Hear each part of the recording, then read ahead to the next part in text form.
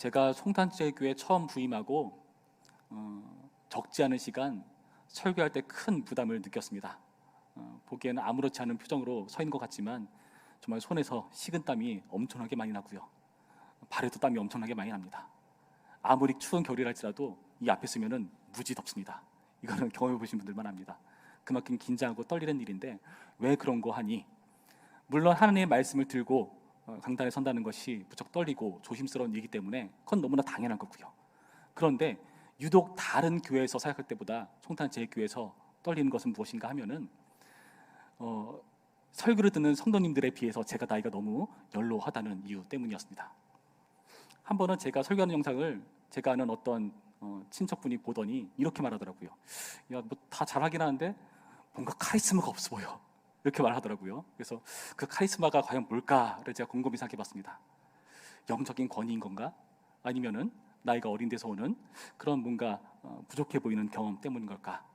그것 때문에 많이 고민했었고, 뭐 제가 조금 연로해 보이기 때문에 그것에 대해서 그냥 귀엽게 봐주는 건 뭐 그 정도는 괜찮지만은 혹시나 저의 연로함 때문에, 저의 부족함 때문에 하나님의 말씀이 온전히 전달되지 못한다면은 그것은 좋지 않은 일이기 때문에 한동안 많이 고민했었거든요. 뭐 제 나름대로 답을 찾은 건 있긴 합니다. 그 성약교회 김홍전 목사님이 쓴 책 중에서 내용을 한번 읽어보니까 그 권위라는 것이 하나님과 가까운 데서 나온다고 말씀하시더라고요. 아, 정말 그렇구나 하면서 정말 그 일이 정말 나에게 온전히 이루어질 수 있도록 하나님과 더욱더 깊게 교제하면서 자연스럽게 그 권위가 흘러나갈 수 있도록 신경 쓰려고 애쓰고 있는데요, 아직도 여전히 부족합니다. 제가 이렇게 설교하는 것이 여러분 보기에 은혜롭고 그냥 정말 비록 어리지만은 목사님 통해 주신 말씀이니까 아멘하고 받아야지 하면은 너무나 감사한 마음이고 그런 것을 참 감사하게 생각하는데, 혹여나 아니 나이도 어린 게 말이야 왜 나한테 이래라 저래라야, 왜 나한테 이런 말을 해, 뭐 알고나 저렇게 말하는 거야 하는 생각이 든다면 그거는 제가 정말 우려하는 일입니다. 그런 일이 바로 저의 부족한 부분, 저의 어린 부분 때문에 생겨나는 걱정이라는 거죠. 우리가 오늘 읽은 본문에서도 이런 걱정스러운 모습을 우리가 볼 수 있는 한 상황을 목격하게 되는데요, 바로 다니엘의 모습입니다. 다니엘은 느부갓네살 왕 앞에서 꿈을 해석해 줍니다. 그리고 꿈 해석하는 과정에서 조금 도를 지나쳐 보이는데 하는 모습이 엿보이고 있거든요. 지금 어떤 일이 일어나고 있는가? 우리가 지난 시간에 살펴보았듯이 다니엘은 느부갓네살이 꾼 꿈에 대해서 해석을 해줘야 됩니다. 그것이 다니엘이 맡은 역할이고 부여받은 임무였거든요. 4장 9절과 8절 말씀을 보시면 이런 표현이 나오죠. 4장 9절에 이렇게 되어 있습니다. 박수장 벨드사자라, 내 안에는 거룩한 신들의 영이 있은즉 어떤 은밀한 것이라도 내게는 어려울 것이 없는 줄을 내가 아노니 내 꿈에 본 환상의 해석을 내게 말하라. 해석을 요구하고 있는 모습. 18절에도 동일합니다. 나 느부갓네살 왕이 이 꿈을 꾸었나니 너 벨드사자라, 그 해석을 밝히 말하라. 내 나라 모든 지혜자가 등이 내게 그 해석을 알게 하지 못하였으나 오직 너는 등이 하리니 이는 거룩한 신들의 영이 내 안에 있습니다. 왕이 기대하는 바는 해석입니다. 우리는 하나님 믿는 신자로서 세상을 살아가죠. 신자에게 세상이 기대하는 모습이 있기 마련입니다. 지금 이 바벨론의 느부갓네살 왕은 기대하는 바가 무엇이죠? 꿈에 대한 해석이었습니다. 그 기대하는 바를 충족시켜줘야 하죠. 특히 바벨론의 왕이기 때문에, 속국 처지에 있는 다니엘이기 때문에 당연히 이를 해줘야 되는 것이 마땅합니다. 그래서 다니엘은 꿈에 대한 해석을 해주고 있습니다. 20절부터 22절까지의 말씀을 보시면은 큰 나무를 지금 본 것을 이렇게 해석하죠. 그 큰 나무가 자랐다. 이 나무는 22절 말씀에 곧 왕이시라. 왕이 이 큰 나무처럼 규모 면에서도 엄청나게 거대해질 것이고 그 영향력도 마찬가지로 엄청나게 클 것이다 라고 밝혀주고 있습니다. 너무나 좋은 말씀이고 기분 좋은 해석 아닙니까? 그런데 문제는 뭐냐 하면은 그 다음에 내용이죠. 23절 말씀 보시면 이렇게 되어 있습니다. 왕이 보신즉 한 순찰자 한 거룩한 자가 하늘에서 내려와서 이르기를 그 나무를 베어 없애라. 나무를 베어 없애라. 그러면서 계속하는 말은 뭐냐면은 그 나무를 온전히 파괴해버리고 완전히 내팽겨치면서 완전히 방치해버리는 모습, 파괴하고 유기하고 방치되는 나무의 모습을 지금 보여주고 있다는 것이죠. 지금 이것은 왕의 모습이 될 것이다. 25절에 이렇게 말합니다. 왕이 사람에게서 쫓겨나서 들짐승과 함께 살며 소처럼 풀을 먹으며 하늘 이슬에 젖을 것이요 이와 같이 7대를 지낼 것이라. 큰 나무였던 느부갓네살 왕이 지금 어떤 위기에 처하게 될 것인가? 사람에게 쫓겨나서 들짐승과 함께 사는 그런 때를 곧 맞이하게 된다. 두렵고 떨리는 말씀을 주고 있다는 것입니다. 해석을 요구했기 때문에 그에 대한 해석을 해준 것입니다. 진실되게 하나님의 뜻에 맞게 다니엘은 꿈을 해석해 주었겠죠. 여기까지는 좋습니다. 그런데 다니엘은 여기서 한 걸음 더 나아갑니다. 느부갓네살 왕이 요구한 것은 해석이었는데 다니엘은 여기서 더 나아갑니다. 그가 요구한 해석도 해주었지만 그가 요구하지 않은 일을 지금 벌이고 있습니다. 바로 26절 이하의 말씀인데요, 어떻게 말하고 있는지 볼까요? 또 그들이 그 나무 뿌리에 그루터기를 남겨두라 하였은즉 하나님이 다시는 줄을 왕이 깨달은 후에 왕의 나라가 견고하리이다. 그런즉 왕이여, 내가 아뢰는 것을 받으시고 공의를 행함으로 죄를 사하고 가난한 자를 긍휼히 여김으로 죄악을 사소서. 그리하시면 왕의 평안함이 혹시 장구하리이다 하니라. 지금 다니엘은 해석을 넘어서 어떤 일까지 하고 있죠? 그에 대한 대책까지 주고 있는 모습이죠. 여러분, 이 말을 듣는 느부갓네살 기분은 어떨까요? 우리 한번 짐작해 봐야 됩니다. 이 내용을 감사하게 받을까요? 근데 그 내용이 또 어떤 내용입니까? 사실 불편한 내용이거든요. 왜 불편하죠? 공의를 행함으로 죄를 사고 가난한 자를 긍휼히 여김으로 죄악을 사소서. 무슨 뜻입니까? 당신 죄인입니다. 그 죄의 문제 해결해야 됩니다. 그리고 여기 나타난 공의와 긍휼이라는 것은 마땅히 세상을 지배하는 왕으로서 당연히 해야 되는 역할인 건데, 이 내용을 말하고 있다는 것은 무슨 의미죠? 왕이셔, 당신은 왕 역할을 똑바로 못하고 있습니다. 특히 이 바벨론의 느부갓네살 왕은 하나님께서 택하신 왕으로서 역할을 하고 있죠. 그렇다면 하나님을 대신한 존재로 이 땅을 통치하고 있는 것입니다. 하나님께서 세상의 지도자를 세우실 때 그런 목적을 두고 세우시죠. 자신의 뜻을 행할 존재로 세우시는 법입니다. 그것은 믿는 신자나 믿지 않는 신자나 비신자나 마찬가지입니다. 하나님의 뜻이 있어서 세상 가운데 지도자를 세우시고 그 가운데 요구하시고 뜻하신 바가 있으시거든요. 그런데 그렇게 하고 있지 않은 모습, 죄인처럼 살지 말고 왕 역할 똑바로 하라. 얼마나 불편한 내용입니까? 이런 지적을 하고 있는데 마음이 좋겠습니까? 그리고 또 이 내용을 우리가 어디서 알 수 있냐면은, 우리가 읽지는 않지만 그 다음 내용들을 보면은 이 느부갓네살 왕은 다니엘의 충언대로 하지 않았습니다. 하나님을 두려워하는 마음으로 공의를 행하고 긍휼을 행해야 되는데 그렇게 하지 않고 있는 모습, 오히려 하나님의 통치를 완전히 무시해버리고 스스로의 마치 하나님처럼 군림하는 모습을 자랑하고 떳떳하게 드러내는 모습을 우리가 앞으로 살펴보게 될 것입니다. 그 말은 무슨 뜻이죠? 내가 이렇게 대단한 존재가 되었으니 그것은 다 내 탓이다, 내가 잘났기 때문이다. 그 말인즉슨 하나님은 안중에도 없다는 거죠. 하나님의 말씀을 완전히 무시해버렸다는 거죠. 하나님을 경외하지 않고 있다는 것입니다. 다니엘의 충언을 무시한 것은 곧 하나님의 통치를 의식하지 않고 하나님을 무시하는 행위와 동일한 것입니다. 그 내용이 좋았더라면, 그 말이 마음에 들었더라면 당연히 행하지 않았겠습니까? 행하지 않았다는 것은 무슨 의미죠? 다니엘의 말이 탐탁지 않았다는 것이죠. 그렇다면 그 내용은 분명히 싫어하고 불편한 내용인 것이 마땅하다는 것이죠.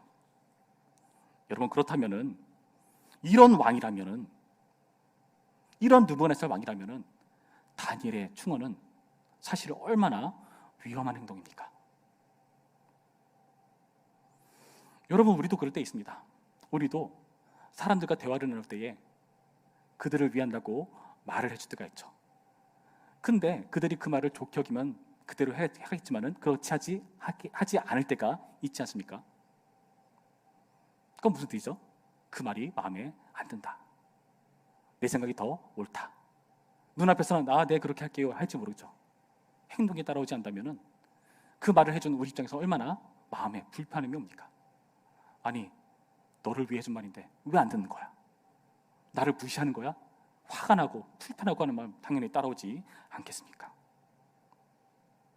그것도 정말 포악하기로 소문난 세상 가운데 공의가 아닌 궁율이 아닌 자기 마음대로 해버리는 기고만장한 바벨론의 느부갓네살 왕이라면은 당연히 이 행동은 위험한 충언이라는 것입니다.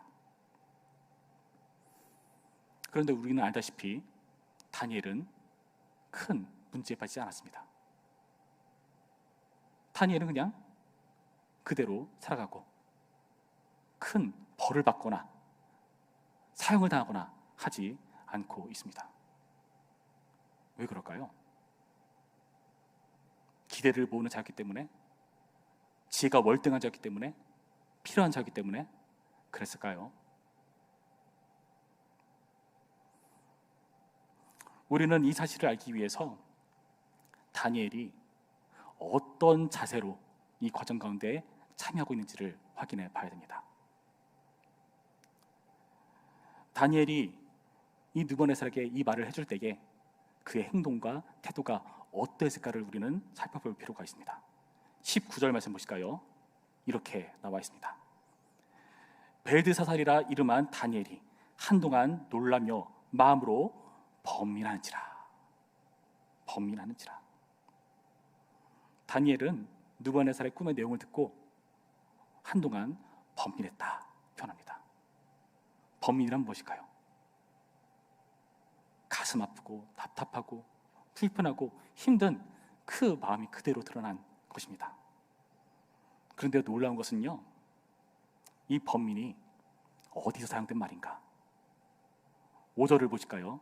5절 말씀을 보시면은 이 표현이 그대로 느부갓네살에게 사용된 것을 확인할 수가 있습니다.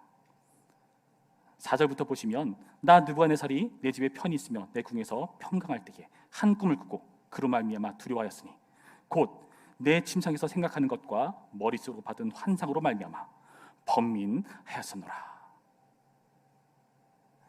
느부갓네살이 꿈 때문에 갖게 된 감정, 번민. 그 꿈을 듣게 된 다니엘의 감정, 번민. 여러분, 이것은 놀라운 편입니다. 다니엘은 번민했습니다. 그 번민이란 것은 바벨론의 왕과 느부갓네살과 동일한 번민이었다는 것이죠. 그 말은 무슨 의미죠? 마음과 마음이 같았다는 것입니다. 이심전심. 그 번민의 마음이 있었기 때문에 다니엘의 말은 효력이 있습니다. 여러분, 우리는 이 태도를 잘 기억해야 됩니다. 이 번민이란 마음이 왜 들었을까요? 그것은요, 잘 모르는 사람이라면은, 나와 별로 관계가 없는 사람이라면은, 그냥 무심한, 그냥 지나가는 사람이라면은 일어나지 않는 감정이죠. 온전한 관계 안에서 그 관계를 유지하고 싸웠을 때 생길 수 있는 감정이라는 것입니다. 다니엘의 태도는 분명합니다. 19절 계속해서 읽어보면 이렇게 나와 있죠. 벨드사살아, 너는 이 꿈과 그 해석으로 말미암아 번민할 것이 아니니라. 벨드사살에 대답하여 이르되, 내 주여, 그 꿈은 왕을 미워하는 자에게 응하며 그 해석은 왕의 대적에게 응하기를 원하나이다. 다니엘은 그 꿈이 왕의 대적에게 일어나기를 원한다라고 말할 정도로 그 꿈의 내용이 왕에게 실현된 것을 원치 않았다는 것입니다. 아까 우리가 읽어봤던 4절과 5절 문맥에서는 느부갓네살이 평안하고 편안히 살았다고 표현하죠. 그 평안과 편안이 그대로 유지되기를 다니엘은 원하고 있습니다. 어디서 할 수 있는가? 우리가 아까 읽었던 27절 말씀 보시면 그 대안을 제시해주면서 공의와 긍휼을 행해야 된다라고 말하면서 뭐라고 말하죠? 그리하시면 왕의 평안함이 혹시 장관이다 하니라. 그 말은 무슨 의미죠? 다니엘이 원하는 것은 이 느부갓네살 왕의 평안이 계속해서 유지되는 것, 아니 보다 더 온전한 평안함을 가질 수 있게 되는 것을 바라고 있다는 것입니다. 상대를 진정으로 원하는 마음이 담겨 있다는 것이죠. 이심전심의 태도를 가지고 범인하는 모습. 왕이 장국이 평안하기를 지향하는 진정한 상대를 위하는 모습. 여러분, 이것이 다니엘이 충원할 때의 태도였다는 것을 염두에 둘 필요가 있습니다. 여러분, 우리의 모습을 생각해 봐야 됩니다. 많은 경우 우리는 누군가에게 말해주기를 좋아합니다. 특히 나이를 한 살 한 살 먹을수록 우리보다 어린 사람들보다는 경험이 많이 쌓이죠. 그래서 먼저 해봤기 때문에 그 경험에 대해서 말해주고 싶어합니다. 사실 뻔히 보이지 않습니까? 저 친구 저대로 가면 안 되는데, 저대로 가면 안 되고 이렇게 해야 되는데, 다 보이잖아요. 말해주고 싶잖아요. 그래서 이렇게 말하죠. 네가 자식 같으니까, 동생 같으니까 내가 이렇게 말해주는 거야. 그러니까 잘 들어. 이 말 들으면 너 그 위를 극복할 수 있어. 근데 여러분, 한번 생각해 보시기 바랍니다. 그 말이 효력이 위해서는 어때야 될까요? 그 말이 효력이 위해서는 상대가 우리를 부모같이 여겨야 되고 형님처럼 여겨야 됩니다. 부모 같아 보이고 형님 같아 보여야 그 말이 효력이 있습니다. 그런데 그 과정이 빠져 있고 나 입장에서 네가 자식 같으니까, 동생 같으니까 해주는 말이야. 그 친구는 그렇게 여기지 않거든요. 여러분, 곰곰이 생각해 보면은, 우리가 말할 때 태도를 곰곰이 생각해 보면은 정말 그 상대를 위해서 해주던 말일까요? 그 상대가 태도를 바꾸면 내가 편해지고 내가 좋기 때문에 혹은 하는 말은 아닌가? 여러분, 생각해 봐야 되지 않겠습니까? 그렇다면 우리는 이심전심하지 않고 있는 것입니다. 상대를 위하고 있지 않고 있는 것입니다. 우리는 이 과정에서 예수님의 모습을 깊게 생각해야 됩니다. 예수님께서 우리 가운데 어떤 모습으로 찾아오셨는가? 우리를 위해서 어떤 지경까지 낮아지셨는가? 우리는 이것을 생각해 봐야 됩니다. 히브리서 문맥을 보시면 의미심장한 말씀이 나오는데요, 이 말씀을 보면은 예수님께서 어떤 지경까지 낮아지셨는가를 우리는 확인해 볼 수가 있습니다. 히브리서 2장 17절 말씀 보시면 이렇게 예수님을 설명합니다. 그러므로 그가 범사에 형제들과 같이 되심이 마땅하도다. 이는 하나님의 일에 자비하고 신실한 대제사장이 되어 백성의 죄를 속량하려 하심이라. 그가 시험을 받아 고난을 당하셨은즉 시험 받는 자들을 능히 도우실 수 있느니라. 예수님께서 시험 받는 자들을 도우실 수 있는 이유가 그 또한 시험을 당하시고 고난을 당하셨기 때문에 라고 표현하죠. 그래서 예수님께서는 우리와 형제관계가 되시기 위해서 범사에 모든 일에 형제들과 같이 되시는 것을 마땅히 여기셨다라고 소개하고 있습니다. 우리의 형제 되시기 위해서 우리와 동등성을 취하셨다라고 히브리서 2장은 설명하고 있다는 것이죠. 히브리서 4장에서는 계속해서 어떤 말씀을 하고 있는가? 히브리서 4장 15절 말씀 보면 이렇게 예수님을 소개합니다. 우리에게 있는 대제사장은 우리의 연약함을 동정하지 못하실 리가 아니요 모든 일에 우리와 똑같이 시험을 받으신 이로되 죄는 없으시니라. 예수님께서 우리의 연약함을 동정하지 못하실 리가 아니다. 우리의 연약함을 충분히 동정할 수 있다. 알고 계시다. 이 전의 성경에서는 체휼이라는 표현을 쓰죠. 체휼하지 못하실 리가 아니다 라고 표현하시면서 모든 일에 우리와 똑같이 시험을 받으셨다. 어느 정도까지 시험을 받으셨는가 하면요, 뭐라 표현하죠? 죄는 없으시니라. 이 말이 왜 나올까요? 누가 보더라도 예수님의 그 시험당함이 그 사람은 그 사람의 죄 때문에 시험당하는 거야. 그 정도 저주를 받으려면, 그 정도 위기에 처하려면 정말 그 사람은 죄가 있어야 돼. 죄 때문에 당한 시험처럼 오해할 만큼, 그렇게 보였을 만큼 우리와 똑같은 처지가 되신 예수님의 모습을 전제하고 있다는 거죠. 이심전심을 하신 예수님의 모습, 그리고 우리를 형제 삼기 위해서 우리와 동등성을 취하신, 진정으로 우리를 위하시고자 그 일을 이루시는 예수 그리스도의 모습. 여러분, 이 예수님 때문에 우리가 다 다른 종교의 어떤 신이 아니라 예수님 믿고 하나님께로 나아가는 것이 아닙니까?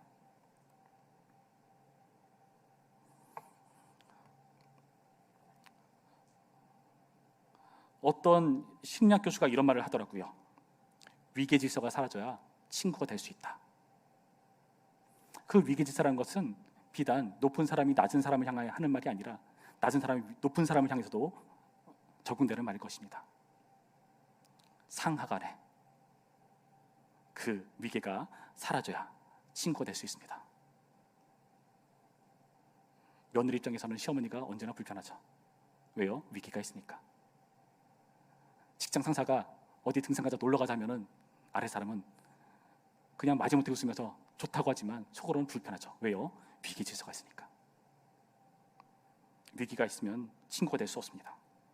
그 위계가 사라져야 친구가 될 수 있고 진정으로 마음을 터놓고 대화할 수 있는 관계가 유지되는 것이고 그제서야 상대방의 말이 들리기 시작하는 것이죠. 저는 고등학교를 졸업하고 바로 교사 일을 했습니다. 교사를 10년 넘게 했었는데 처음 교사를 했을 때 제가 큰 실수를 하나 한 게 있습니다. 그 당시 교사가 되니까 고등학교를 막 졸업하고 나니까 초등부 애들, 중고등부 애들 하는 것이 너무나 못마땅하더라고요. 그래서 많이 혼냈습니다. 제가 보기에는 순해 보이지만은 안감체라고 하지 않습니까? 고집도 무지 셉니다. 절대로 안 져요. 아무리 학생이라도 아무리 어린애라도 저는 절대로 지지 않았습니다. 그래서 상대방이 꺾일 때까지 꺾이게 해야만 제 분이 풀렸습니다. 얼차례를 주기도 하고 벌을 주기도 하면서 아주 그 친구들을 박살내고 그의 고집을 꺾을 정도로 제가 이겨야 했습니다. 문제는 무엇이냐? 그 친구가 나이를 한 살 한 살 먹더니 나중에 청년부에 올라오더라고요. 근데 저는 결혼을 늦게 하는 바람에 청년부에 오래 있었습니다. 같은 부서에 같은 자리에 놓이게 되었습니다. 얼마나 그 사이가 불편했을까요? 그 친구는 다 자란 성인이 되었는데 저를 편하게 대하지 못하더라고요. 무슨 의미죠? 제가 그 친구와 관계를 맺기 전에 훈계를 먼저 했기 때문에 벌어진 일이었습니다. 그 친구는 제 말을 들을 준비가 되어 있지 않은데 제가 못 참고 먼저 그 친구를 힘으로 눌렀기 때문에, 위기로 눌렀기 때문에 그런 불상사가 벌어진 것입니다. 이심전심 관심 없었고 상대를 위한 태도 없었습니다. 나 편하자고, 상대를 위하는 마음이 아니라 본인 편하자고 하는 말과 행동이 이런 문제를 발생하는 것. 느부갓네살은 그가 원하지 않는 말을 다니엘을 통해 듣죠. 그가 요구하지 않는 행동까지 다니엘은 하고 있습니다. 그런데 그것이 용인되는 이유는 무엇이죠? 그가 느부갓네살과 한 마음이 되었기 때문에, 정말로 그가 잘 되기를 원하는 마음으로 해주는 말이었기 때문에 그것이 통하는 것입니다. 느부갓네살은 다니엘에게 번민하지 말라고 말합니다. 번민할 것이 아니다. 빨리 해석이나 해라. 그러나 그 깊은 마음에는 그 번민을 원하지도 모릅니다. 많은 제자들이 그 앞에 두려워 떨면서 조심스럽게 해석을 못하겠습니다. 무슨 말인지 모르겠습니다. 자신을 두렵게 여기고 불편하게 여기는 수많은 신하들, 지혜자들, 바벨론의 술사들. 다니엘은 달랐죠. 번민합니다. 뜻밖의 반응을 보이고 있다는 겁니다. 이 친구가 왜 번민하지? 아무리 생각해봐도 이해가 안 됩니다. 번민은 내가 하는 것인데 왜 이 친구는 나와 똑같이 번민을 하는 것일까? 이상하죠. 여러분, 이 태도가요 우리의 생애 가운데서 드러나야 하는 법입니다. 여러분, 어떻게 해서 우리가 그런 태도가 발휘될 수가 있을까요? 우리를 위해서 그렇게 하신 예수님을 주목할 때에 우리는 그 사랑을 다른 사람들에게 보여줄 수가 있습니다. 왜요? 그 경험을 해봤으니까. 사랑받아야 사랑할 줄 알듯이 우리가 그 동질감을, 예수님의 그 태도를 보았기 때문에 우리가 그 예수님을 닮아갈 수가 있다는 것이죠. 예전에 한 다큐멘터리를 봤습니다. 한탄강의 그 모습을 보여주면서 그와 관련된 다큐멘터리를 하는 것을 본 적이 있는데요. 한탄강에서 고기잡이를 하는 어부들의 모습을 보여주는 내용이었습니다. 그 어부가 고기를 잡는 노하우에 대해서 이렇게 설명하는데 너무나 의미심장해서 언젠가 설교 시간에 해야지 하면서 제가 적어놨습니다. 이렇게 말하더라고요. 한탄강에서 고기를 잡으려면 고기보다 똑똑해서도 안 되고 고기보다 멍청해서도 안 된다. 딱 그 고기처럼 돼야 고기를 잡을 수 있다. 이 말이 우리에게 주는 교훈이 큽니다. 우리는 상대방을 얻기 위해서, 영혼을 얻기 위해서 어떤 태도를 취하고 있습니까? 그 사람보다 우월한 태도, 혹은 그 사람보다 열등한 태도, 그 사람처럼 되는 태도에서 우리가 전하는 그 말이 효력 있게 그들에게 가 닿을 것입니다. 지금 누번의 상황은 이 말이 바로 통하지는 않았습니다. 그러나 나중에 본문에서 보면은 정말 이 연 그대로 이루어지는 모습을 확인하면서 그때 다니엘 말이 옳았구나. 그래, 그 친구는 나를 위해 주는 말이었고 나를 위해서 하는 말이었으니까 그 말이 맞겠지. 우리가 지금 확인하는 이 느부갓네살의 간증을 통해서 우리는 어떻게 이 왕이 전혀 하나님과 상관없는 이방의 폭력적인 왕이 하나님을 예배하고 선교하는 놀라운 존재로 변할 수가 있었는가? 그 역할에 우리가 부름받은 사실을 여러분 기억하시기 바랍니다. 이심점심으로 우리의 복음이 효력 있게 전달되길 소원합니다. 우리가 예수님을 더욱더 묵상함으로써 우리가 전하는 태도에서, 우리가 해주는 말에서 진정으로 상대를 위한 태도가 드러날 것입니다. 우리가 이를 위해서 더욱더 예수님을 묵상하고 그 예수님의 사랑을 생각하고 기억하는 예배자의 길, 하나님과 함께하는 자의 길, 주님의 이름으로 축원합니다. 우리 시간 합심해서 기도하겠습니다. 주님, 우리가 더욱더 예수님을 닮기를 소원합니다. 무엇보다 예수님께서 우리를 위해서, 우리가 동등해지시기 위해서 치르신 그 놀라운 겸손을 우리가 닮기를 원하며 그 일을 위해서 더욱더 예수님을 묵상하기를 소원합니다. 주님, 그래서 그 예수님 때문에 나의 삶 가운데서 그 예수님의 형상이 드러날 수 있도록 인도하여 주시옵소서. 우리를 위해서 취하신 그 동등성을 우리가 다른 사람들과의 관계 속에서 늘 추구해 나아갈 수 있도록 인도해 주시옵시고, 그래서 우리가 전하는 복된 메시지가, 우리가 전하는 이 가치 있는 주님의 복된 소식이 그들에게 가 닿을 수 있도록 역사하시고 함께하여 주시옵소서. 이전에 우리가 너무나 쉽게 내뱉은 말들이 이제는 정말 그들을 위하는 말로 들려지게 하여 주시옵시고, 그들을 사랑하는 말로 들려주시도록 인도하여 주시옵시고, 그래서 그 일을 위해서 우리가 더욱더 조심하고 예수님의 겸손을 묵상하며 나아가는 우리 모두가 될 수 있도록 인도하여 주시옵소서. 우리 다 함께 기도하시겠습니다. 아버지, 우리 가운데 함께 하시고 역사하여 주시옵소서. 주님, 우리 가운데 베푸신 그 놀라운 주님의 겸손을 생각해 봅니다. 많은 사람들이 저 사람은 그의 죄 때문에 벌을 받는 것이다 오해할 만큼 주님께서 우리가 당하신 그 시험을 고스란히 받으시고 그 모든 고난을 받으시고 우리의 형제 되시기를 마땅히 여기셨습니다. 그래서 주님, 우리는 그 예수님 때문에 큰 은혜를 누리게 되었고 그 예수님의 형상을 본받을 수 있는 특별한 은혜를 누릴 수 있게 되었습니다. 그러나 주님, 안타까운 것은 우리의 삶 가운데 그 예수님의 모습이 드러나지 않는다는 사실입니다. 왜냐하면 우리가 그 예수님의 겸손을 너무나 많이 잊어버렸고 간과해 왔었고 놓쳐왔었기 때문이 아닌가 생각해 봅니다. 주여, 이제 우리의 태도와 행동에서, 우리의 말에서 정말 주님을 닮은 행동과 말들이 나타날 수 있도록 인도하여 주시옵소서. 우리가 그들을 위해서 해준다고 했던 모든 말들이 정말 상대를 위하는 말이었는가, 아니면 나 편하자고 한 말이었는가, 무례한 말이었는가, 위계 질서로 엉두르는 말이었는가 생각해 봅니다. 주님, 이제 우리가 그들과 이심전심이 되어서 말할 수 있도록 인도하여 주시옵시고, 나를 위한 태도가 아니라 상대를 위한 자세로 말할 수 있는 그런 겸손한 태도를 예수님처럼 행할 수 있도록 인도하여 주시옵시고 역사해 주시옵소서. 그래서 나와 관계된 많은 사람들이 나 때문에 예수님을 발견할 수 있도록 인도하여 주시옵시고, 이 복된 메시지가 효력 있게 작용할 수 있도록 인도하여 주시옵시고, 주님을 향해 돌아오는 일들이 많이 나타날 수 있도록 역사하시옵시고 함께하여 주시옵소서. 참 좋으신 하나님, 감사드립니다. 우리에게 복된 메시지를 들려주시고 그 말씀이 효력 있게 와닿을 수 있도록 우리와 동등된 그 모습을 취하신 주님을 묵상할 수 있게 해주신 주님 감사드립니다. 그리고 이제 우리가 나가서 살아가는 우리의 삶 가운데에, 세상 가운데에 우리의 모습이 그 예수님을 닮기를 소원합니다.